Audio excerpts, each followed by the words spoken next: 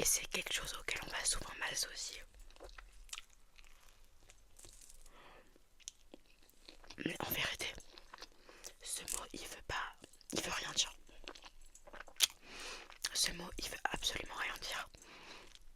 Et je trouve que ça vient juste fétichiser et tourner au ridicule du coup les filles qui s'habillent genre comme moi. Mais bref.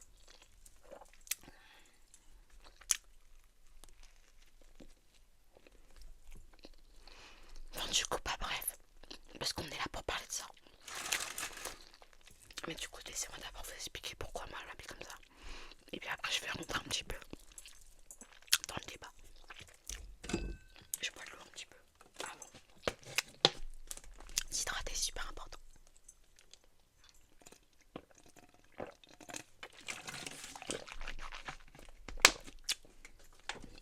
Alors faut savoir que déjà je me suis pas toujours habillée comme ça. Genre moi de base je suis plutôt un garçon manqué. Genre de base je suis pas très féminine. Enfin ça dépend des périodes mais en fait faut savoir que à l'époque je me trouvais moche. Enfin pas moche en mode je le vivais pas mal, j'étais très bien dans ma peau.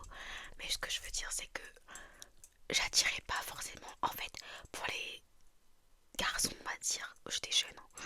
Mais pour les garçons en fait j'étais juste considérée comme la bonne copine. Genre moi je me voyais pas être en couple ou attirer un mec quoi.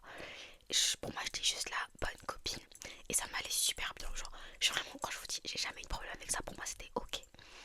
Et donc de ce fait je me disais bah ouais du coup je suis la bonne copine. Je suis un peu masculine. C'est moi qui aide mes potes à, à gérer mes copines et tout. Moi je suis la copine moche en fait honnêtement.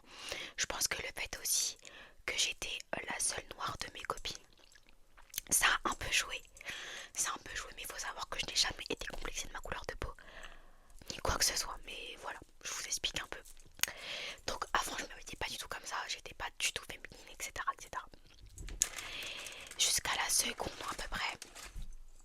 Et en fait, en seconde, euh, j'ai commencé à me chercher. En fait, je voulais vraiment comprendre d'où je venais, etc. Et me rapprocher de ma culture et de ce qui pouvait être pratiqué avant la colonisation, avant l'arrivée du christianisme en Afrique, etc. Voilà, en gros, comment ça a commencé. Donc j'avais déjà cette envie-là d'en apprendre plus, mais en fait avant j'étais une grosse flemmarde, donc je lisais pas. Ce qui n'est plus le cas aujourd'hui comme vous pouvez le voir. Et j'ai déjà fait plein de vidéos lecture sur ce compte. Donc j'étais un peu une flemmarde comme je disais, je lisais pas beaucoup, un peu de temps en temps. Donc j'avais la flemme de me renseigner, flemme de tout ça. Et en fait, cette même année, du coup en seconde, je suis partie aux États-Unis. Et c'est là que tout a vraiment commencé. En fait, c'est vraiment là que tout a commencé.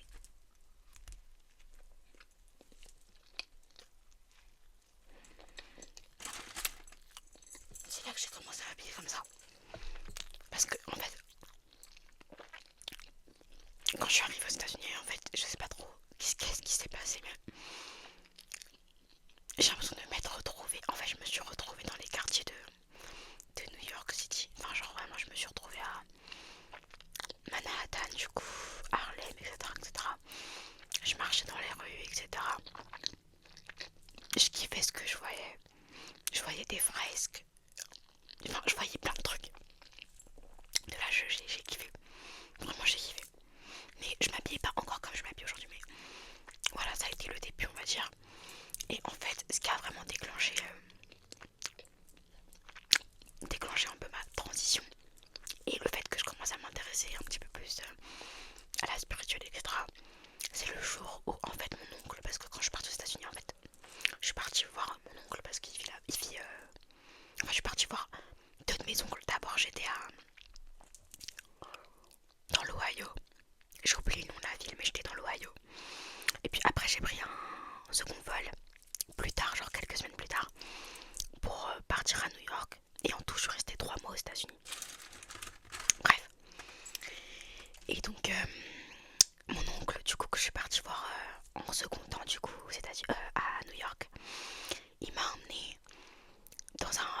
marché, enfin le African Street.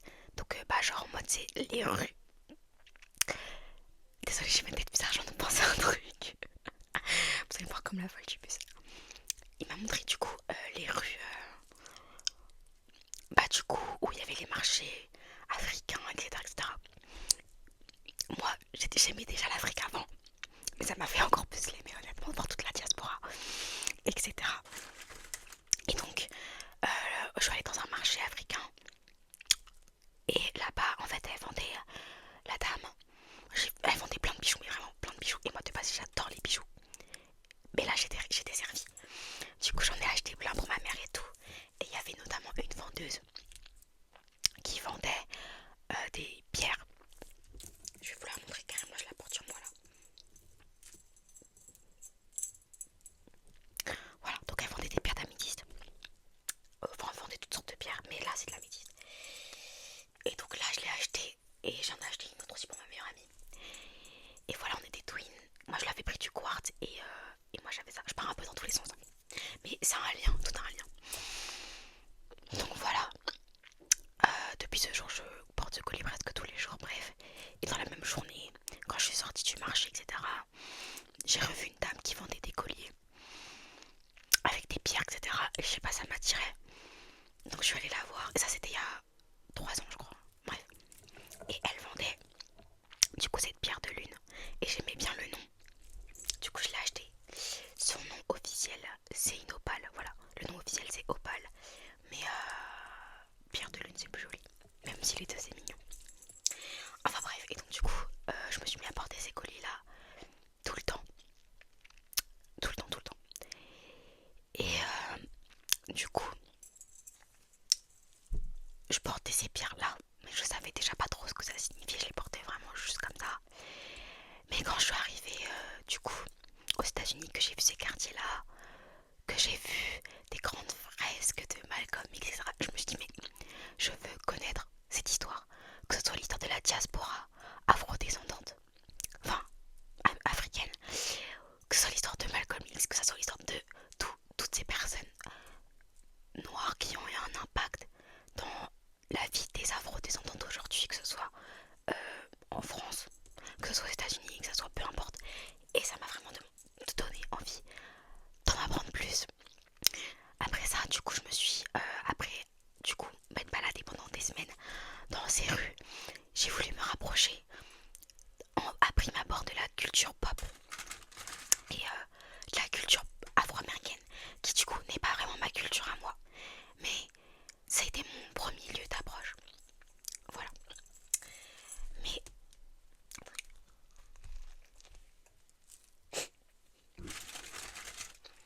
je mange comme un goinfre.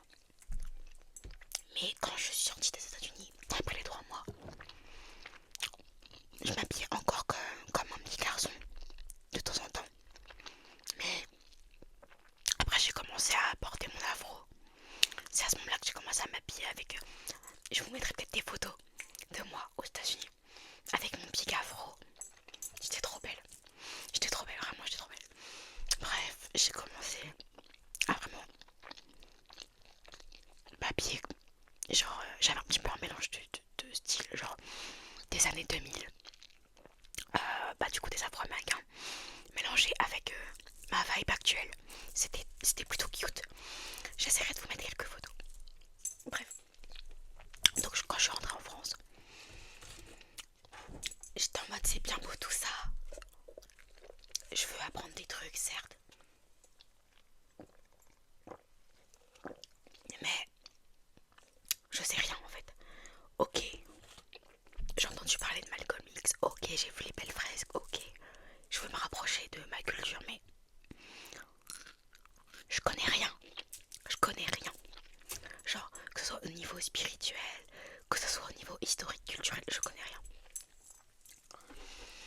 Donc après ça, je me faisais un tour dans ma bibliothèque parce que j'ai toujours eu cette bibliothèque, je n'avais pas beaucoup de livres dedans. Et je regardais les livres que j'avais jamais lus. Je regarde. Et là, je tombe sur un livre dont j'ai déjà parlé sur cette chaîne. Au tout début, mes premières vidéos pour les anciens, du nom de expliquer aux adolescents. Voilà, c'était ça le nom du livre. Et donc c'est ce livre-là, Chiranta Diop, parce que je vais vous faire un petit résumé. C'est un homme politique sénégalais qui était pour le panafricanisme. Voilà, je ne vais pas vous expliquer ce que c'est, normalement vous savez, si vous avez regardé mes autres vidéos sur Marquis Carvet et la vidéo où je lis le livre sur le panafricanisme. Bon voilà là, retournez. Mais bon, pour la faire courte, pour ceux qui n'ont pas vu, le panafricanisme c'est juste vouloir l'union de toute la diaspora africaine à travers le monde et des différents pays africains pour s'élever et progresser ensemble. En gros c'est ça, voilà. Bref, et donc Chiranta Diop, c'était un homme sénégalais. Il faut savoir que je suis sénégalaise, guinéenne. Voilà, bon, un jour je ferai une vidéo sur mes origines complètes. Bon, bref. Et voilà, donc du coup, ça m'a grave intéressée. Et je crois que c'est le premier livre avec l'alchimiste que j'ai lu. Avec l'alchimiste, je crois que c'est le premier livre que j'ai lu, autre que mes BD et mes mangas. Et donc là, je commence à en apprendre plus sur le panafricanisme, sur la vision qu'avait ce monsieur, etc. Et je suis en mode waouh, c'est trop bien, je kiffe. Du coup, à partir de ce moment-là, j'ai commencé à acheter plein de livres et à lire plein de livres qui parlent du panafricanisme, qui parlent de la diaspora africaine, qui parlent du Sénégal, qui parlent de la Guinée, qui parlent de l'Afrique en général. J'ai commencé à lire plein de trucs là-dessus. Ça, c'est pour le côté culturel, du coup, de comment je m'habille. Même si, en fait, on pourrait croire qu'il n'y a pas vraiment de lien. Je sais pas trop comment le relier, en fait. Mais faut savoir que dans la culture ouest-af, pré-islamique et pré-chrétien, bon, pré les religions judéo-chrétiennes, et bah, après les religions abrahamiques, voilà, on va dire ça, et bah, en fait, c'était, on portait énormément de bijoux, énormément de pierres, énormément de choses. Par exemple, je vais vous parler de ça, attendez. Donc ça, c'est du pémé. Donc c'est une pierre qu'on va retrouver en Afrique de l'Ouest et notamment au Sénégal. Et c'est une pierre qui est utilisée du coup comment on appelle, les rois, les reines, etc. pour montrer leur pouvoir et lors de rituels, par exemple d'initiation ou de mariage, de choses comme ça, vous voyez. Bref, et les pierres, du coup, à l'ancienne, les pierres à l'ancienne c'était super important, que ce soit d'un point de vue culturel ou spirituel. C'était super important en Afrique, pas que, aussi en Amérique latine, mais bon, moi je parle de l'Afrique, mais voilà, aussi en Amérique latine ça m'intéresse aussi. Bref, du coup ça c'était pour le côté culturel du truc, de comment je m'habille aujourd'hui, etc. Vous voyez, par exemple là j'ai fait un dessin sur mon visage qui font référence aux signes tribaux que peuvent faire par exemple les Peuls, etc. Enfin bref. Bref. Je m'égare. Ok, maintenant l'aspect, on va dire, plus spirituel de comment je m'habille. Et de mon style, on va dire, en général. En fait, de base, je vous avoue qu'il n'y avait pas vraiment de connexion spirituelle avec ce que je portais. Enfin, si, mais c'était vraiment éloigné. Genre, c'est-à-dire que je m'habillais juste comme ça par rapport à la culture. C'était plus par rapport à la culture que par rapport à la spiritualité. Et encore aujourd'hui, en vrai, l'aspect culturel prend plus d'ampleur que l'aspect spirituel. Mais il y en a quand même un, du coup, je vais vous l'expliquer. Et en fait, il faut savoir que j'ai un très très bon ami. On va l'appeler Nat, c'est pas son prénom complet, mais Nat, si tu passes par là vraiment, je te fais des bisous. Et en fait, j'étais en cours de géopolitique et je sais plus pourquoi, dans ce cours-là en question, à ce moment-là, j'étais en première, voilà, ou en terminale, je sais plus, honnêtement, je sais plus, je crois que j'étais en première. Oui, j'étais en première. En fait, on parle d'animisme, comme je disais. Et en fait, faut savoir que mon ami en question, c'est quelqu'un qui est très cultivé, qui lit beaucoup. Et aujourd'hui, si je lis autant, on va dire c'est grâce à lui, car c'est lui qui m'a prêté l'alchimiste, et c'est lui qui m'a prêté le prochain livre dont je vais vous parler, et dont je vous ai déjà parlé aussi. Et bref, on parle d'animisme, et lui c'était un sujet qui l'intéressait, et donc il m'a dit bah tiens Dior, toi qui t'intéresses un peu à tout ce qui est African stuff, genre vraiment, je te propose de te prêter ce livre là qui du coup parle de l'animisme et tout.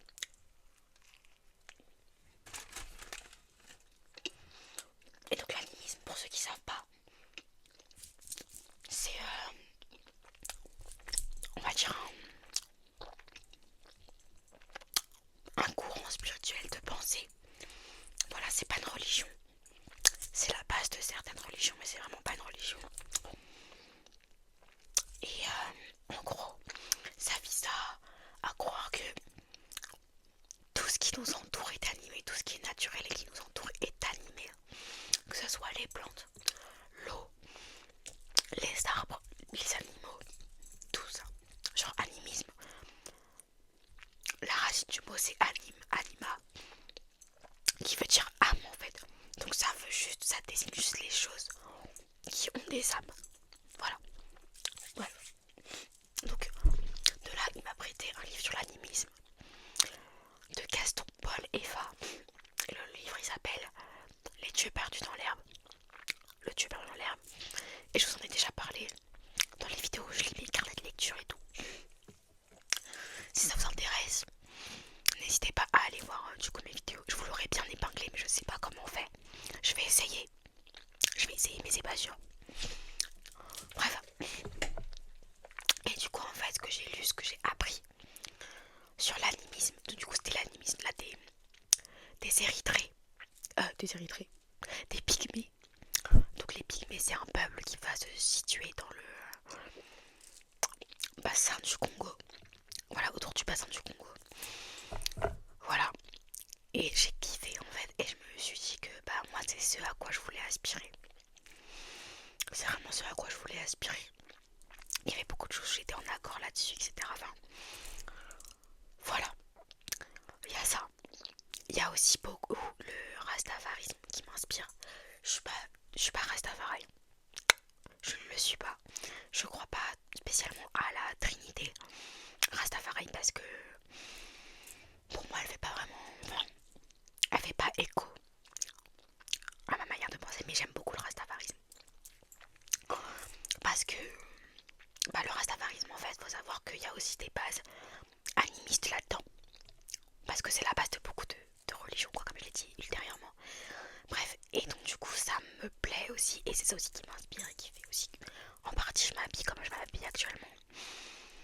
Du coup il y a ce livre là. Les autres livres que j'ai lus après, j'ai continué de me renseigner sur les religions ancestrales africaines, le vaudou, etc.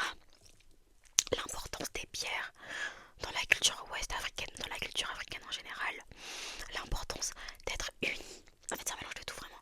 L'importance d'être unis en tant que noir en fait.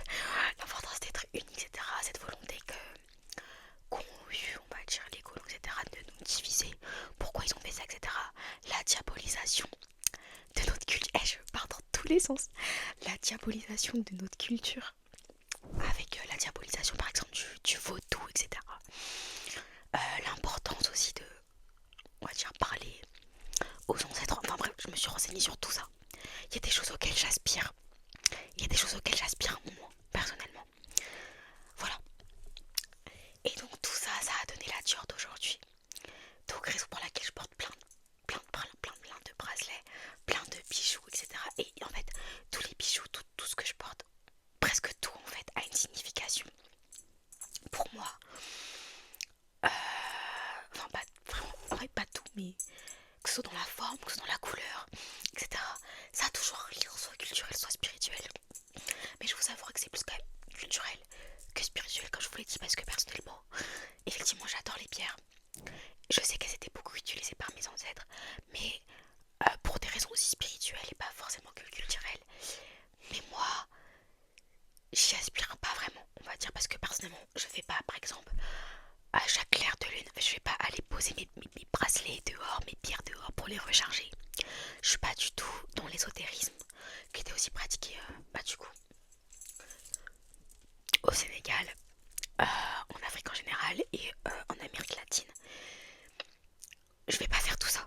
Voilà, genre c'est pas quelque chose auquel j'aspire. Je comprends pourquoi, enfin j'essaie de comprendre pourquoi ils le faisaient, etc. Mais moi c'est pas quelque chose, une pratique que je vais faire. Du coup c'est plus culturel. Voilà.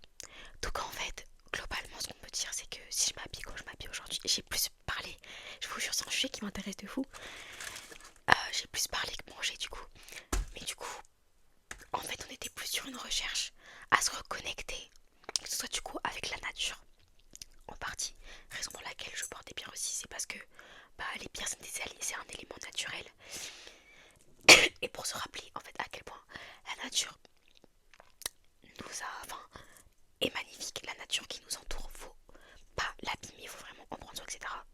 J'aime bien avoir des éléments qui me rappellent cette dernière, donc les pierres par exemple, ou des fausses fleurs, etc. Enfin, plein de trucs qui vont me rappeler que en fait la nature qui m'entoure est magnifique et qu'il faut la préserver. Là ce que je dis ça fait grave hippie vibe. Bref, moi à partir du moment où je pense que les plantes sont animées, on peut pas faire plus hippie, enfin bref. bref. Donc du coup voilà, on était plus sur une recherche, du coup pour revenir de mon propos sur une recherche à se rapprocher de ma culture, de mes ancêtres, enfin de ce que pratiquaient mes ancêtres, de la nature, etc., etc. Voilà la raison pour laquelle je m'habille comme je m'habille. Ça a duré 25 minutes. J'ai kiffé vous expliquer tout ça. La vidéo n'est pas finie. La vidéo va être très longue. Voilà. Mais maintenant, il y a un truc qui me saoule. C'est que, en fait, je suis très contente. Mais en même temps, ça me saoule. Dans le sens où le style que j'apporte aujourd'hui, c'est un style qui devient un peu trendy, qui devient à la mode. Tu vois, c'est un style qui et c'est cool en vrai, c'est cool parce que si les gens ont envie de s'ouvrir culturellement, spirituellement, etc., que de savoir d'où est-ce qu'ils viennent, comment vivaient leurs ancêtres, etc., ça les intéresse, c'est génial. Mais en fait, avec la popularisation d'un style, il y a toujours des inconvénients qui viennent avec. Et en fait, le truc qui me saoule, c'est que j'ai l'impression qu'il y a une grande part maintenant de fétichisation des bohemian girls, des earthy girls et tout. Et du coup, les gens, ils vont nous essentialiser à notre style, sans vraiment, enfin notre style vestimentaire, ouais, sans vraiment chercher déjà à comprendre pourquoi on s'habille comme ça, et puis sans vraiment chercher à nous connaître. Voilà, on va se faire apporter juste parce qu'on porte des jupes longues. Enfin, voilà. Et moi, je trouve ça un peu dommage. Je trouve ça grave dommage. Du coup, voilà. Voilà. Et puis aussi, il y a plein de gens qui vont... Parce que vous voyez, en ce moment, moi personnellement, j'en porte pas. Enfin, des fois, ça peut m'arriver, mais j'en porte pas.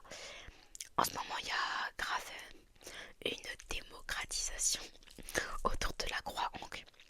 La croix Ankh, du coup, qui...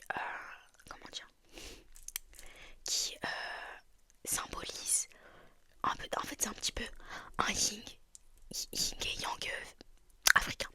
Genre ça symbolise l'équilibre entre le féminin et le masculin. Pour vous la faire courte, c'est un peu ça. Ça représente la fécondité masculine et féminine, etc. Enfin bref, c'est une croix qui a une très jolie signification. Et je vois que elle commence à percer. Très clairement, la croix commence à percer. C'est très bien pour elle. Hein. Mais du coup, il y a des gens qui vont porter des symboles comme ça, sans même comprendre ce que ça veut dire, ce que ça implique, etc. Et moi, je trouve que c'est dommage. Parce que, c'est dommage en fait.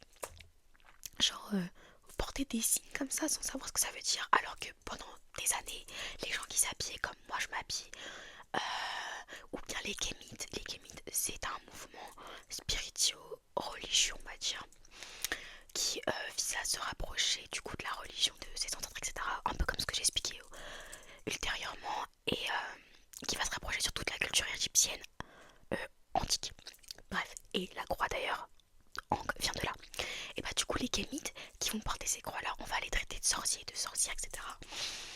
Et maintenant on les traitait comme ça, et maintenant bah les mêmes personnes qui les insultaient portent les mêmes choses, sans même savoir ce que ça implique, sans même savoir ce que ça veut dire. Et je trouve que c'est un peu pour les kémites en partie, même si je pense que c'est pas que les kémites qui ont le droit de porter cette croix là, parce que moi je suis pas kémite, ça peut m'arriver de la porter, mais parce que je sais ce que ça implique, etc. Enfin bref. Et en fait, bah, c'est bête de porter des trucs sans savoir ce que ça veut dire. C'est comme si moi je suis pas chrétienne et j'ai porté la croix de Jésus. What the fuck? Vous voyez ce que je veux dire? Vous voyez ce que je veux dire? C'est un peu insensé pour moi. Genre voilà, voilà. Mais quand même, la démocratisation de mon style et tout ça a des bons points, comme le fait que bah, je me fais plus insulter dans la rue, on m'insulte plus de sorcière, etc. Même si dans ma famille, encore un peu, mais il faut savoir que... Enfin, encore un peu, mais c'est gentil, c'est bon enfant, on rigole tous ensemble et tout. Enfin bref, voilà. C'est tout ce que j'avais à dire par rapport à mon style, par rapport à la tendance, etc. Et aussi, une dernière chose à dire, je pense. Je vous jure, je n'ai rien mangé. C'est que justement, ce terme-là de earthy girl, il a aucun sens. Parce qu'en fait, il va réunir tout et n'importe quoi. Si vous voulez, je vous ferai une vidéo détaillée là-dessus. Carrément, si ça vous intéresse, vous me dites. Vous m'écrivez un petit commentaire. Vous m'envoyez un petit message sur mon Insta que j'ai exprès pour l'ASMR et tout. Bref, vous me contactez, les commentaires, je les vois. Je ferai. Mais bref, du coup, je disais le terme earthy girl là, il veut tout rien dire parce que comme vous l'avez peut-être compris, toutes les personnes qui vont s'habiller comme moi n'auront pas genre les mêmes aspirations. Voilà, ils n'auront pas les mêmes aspirations. Donc du coup c'est un peu bête de tous nous mettre dans le même panier, tu vois. Parce que comme je l'ai dit, il y aura des kémites, il y aura des gens qui vont pratiquer le vaudou, il y aura des animistes qui vont pas forcément se mettre dans des cases, il y aura des gens qui vont juste s'intéresser à la culture et à l'aspect spirituel, peut-être pas, je sais pas. Enfin bref, on a toutes des aspirations. Je dis toutes parce que c'est très souvent des filles qui apportent ce style-là, différentes. Bien que l'animisme soit à base de tout, tout le terme earthy. Mais ça, c'est un peu bête quoi. Vous voyez ce que je veux dire? Du coup voilà. Je vous jure, j'ai rien mangé.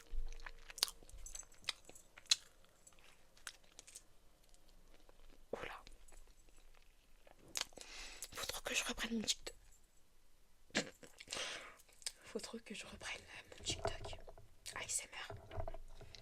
Voilà, faut trop que je le reprenne. Mais en fait, moi, je sais pas manger ou quoi. Parce que ça fait vraiment 3 mois ou quoi que j'ai pas fait de vidéo. Alors que j'ai changé de téléphone.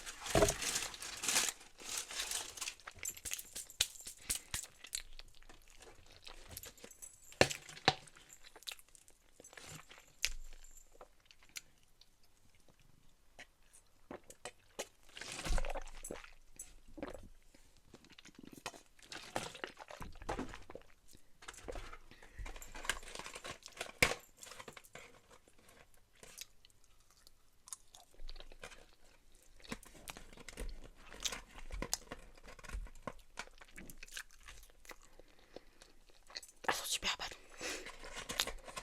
Elles sont super bonnes.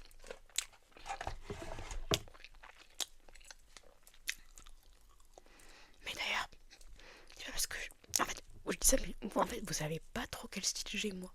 Enfin, certes, c'est vrai que vous voyez mes bijoux, etc. Mais vous m'avez jamais vu. Genre, vous avez jamais vu mes vêtements, quoi. Bah, en vrai, si vous voulez, vous pouvez aller voir sur mon Insta. Et ça vous intéresse vraiment. Mais en soi, je peux vous le décrire aussi. Ou je vous mettrai des photos, peut-être. Je vous mets des petites photos là. Voilà, vous voyez, c'est très vert. Très marron et tout, pas des earth tones, genre des tons de couleurs, qui se rapprochent de la nature. Rien que là, par exemple, ma jupe elle est verte. Mais d'ailleurs, pour finir mon propos, pour s'intéresser que ce soit à la culture africaine, à la spiritualité africaine, religion abrahamique, il n'y a pas besoin de s'habiller comme je m'habille. Honnêtement, c'est juste un plus. Et moi, m'habiller comme ça me correspondait. Mais c'est pas parce que tu t'habilles pas comme ça que forcément tu peux pas développer un lien spirituel, on va dire,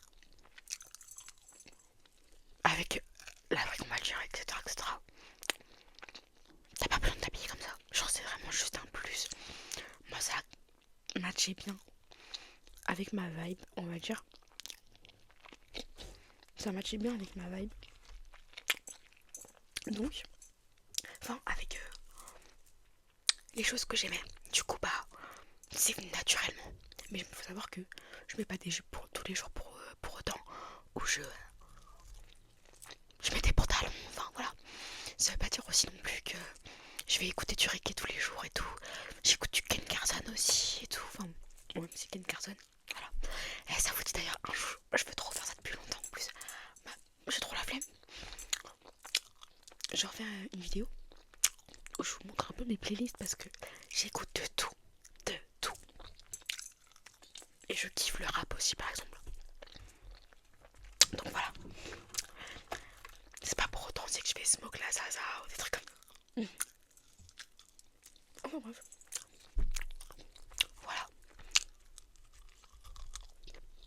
Il y a moyen que je finisse de manger hors cadre parce que la vidéo elle est super longue. Enfin, je vais faire un tout petit peu de montage mais elle va rester longue. J'espère que la vidéo vous a plu. Honnêtement j'ai kiffé la tournée. Vraiment c'est une de mes vidéos que j'ai le plus kiffé tourner. Sur ce moi je vous fais des gros bisous. Et je vous dis à bientôt.